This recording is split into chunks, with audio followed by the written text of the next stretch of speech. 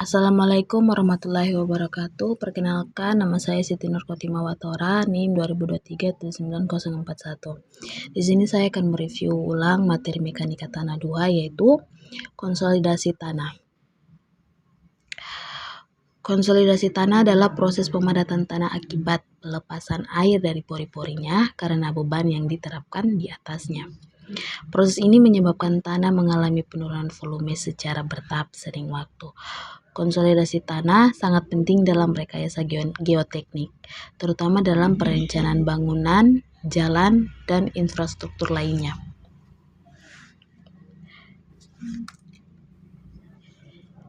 Jenis-jenis konsolidasi tanah ada dua, yaitu konsolidasi tanah primer dan konsolidasi tanah sekunder. Yang pertama, konsolidasi tanah primer, yaitu proses penurunan volume tanah akibat pengeluaran air dari pori-porinya ketika mengalami beban tambahan. Proses ini terjadi dalam jangka waktu tertentu dan terutama terjadi pada tanah lempung atau tanah berbutir halus dengan permeabilitas rendah. Yang kedua, konsolidasi tanah sekunder, yaitu proses pemadatan tanah yang terjadi setelah konsolidasi primer selesai. Ini disebabkan oleh pergerakan lambat partikel tanah akibat faktor seperti perubahan struktur tanah, pergeseran butiran, dan creep tanah. Kita masuk ke contoh soal. Contoh soal yang pertama yaitu 7.5. Itu hasil uji konsolidasi pada tanah lempung diperlihatkan pada gambar 7.2. Contoh tanah lempung diambil dari kedalaman 20 meter dan pada kedalaman ini tekanan overburden efektif P0 sama dengan 275 kilo Newton per meter persegi. E0 sama dengan 0,91. Tentukan. Yang pertama A. Kemiringan kurva pemadatan asli di lapangan dengan cara Zimmermann.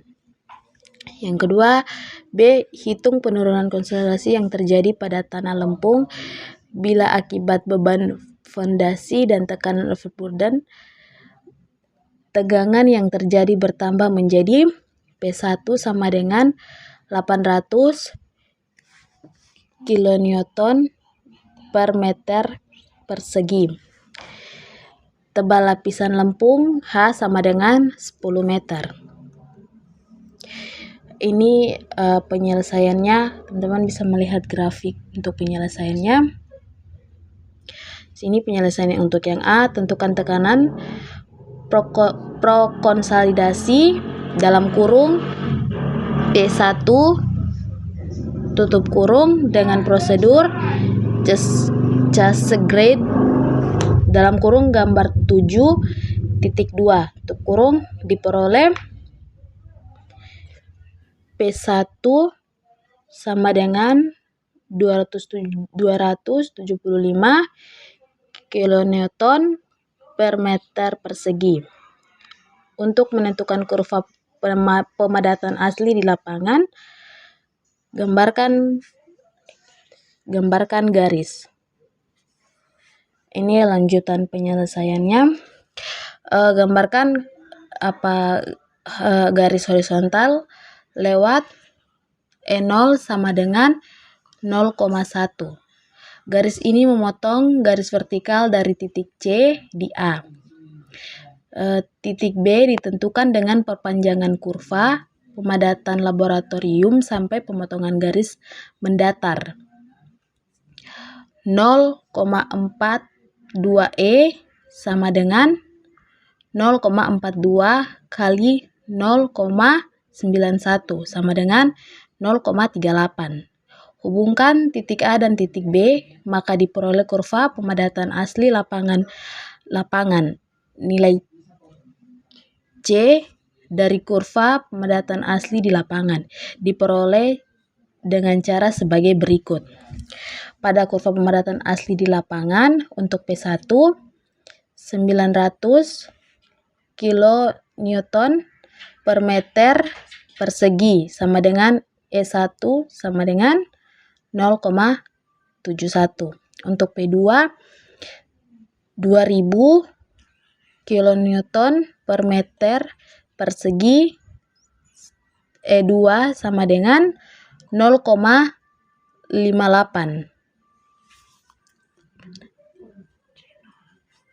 C0 sama dengan 0,71 kurang 0,58 bagi log 2000 kurang log 900 sama dengan 0,38. Untuk penyelesaian yang B, hubungkan hitungan penurunan konsolidasi pada tegangan P1 sama dengan P0 tambah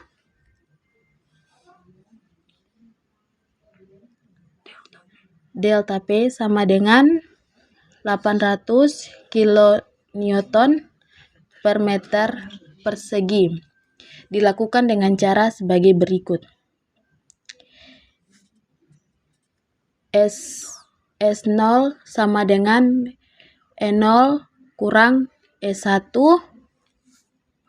per 1 tambah E0 kali A. Dari kurva asli di lapangan untuk P sama dengan 800 kN per meter per kubik.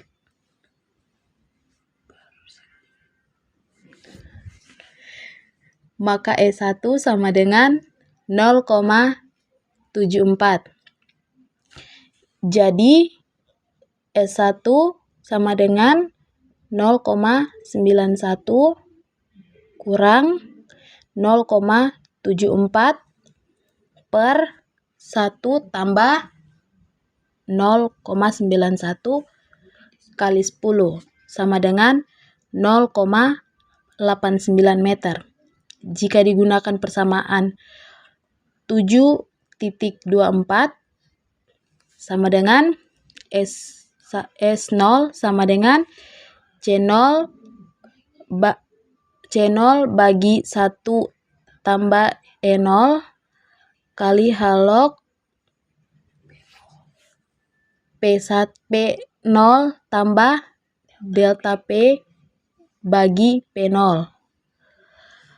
Karena lempung termasuk normali konsolidasi, P0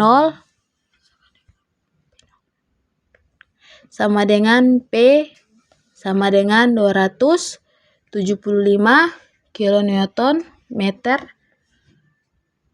persegi. Maka S1 sama dengan 0,38 per 1 tambah 0,91 kali 10 log 800 bagi 275 sama dengan 0,92 meter. Perbedaan kecil dari kedua hasil penurunan konsolidasi S0 adalah akibat kesalahan pada pembaca data pada kurva. Sekian untuk review ulang materi yang saya bawakan. Terima kasih sudah menonton. Assalamualaikum warahmatullahi wabarakatuh.